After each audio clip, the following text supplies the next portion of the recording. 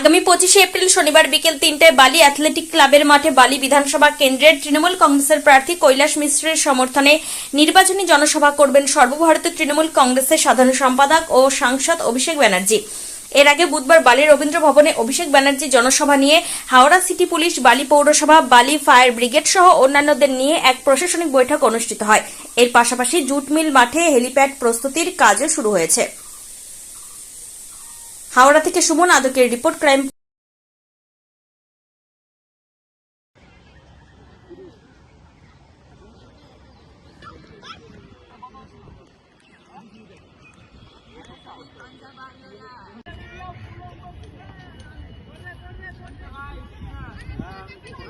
কালকেরটা ECI থেকে করেছে বলে তাই কালকেরটা ইসিআই কে ইয়ে করে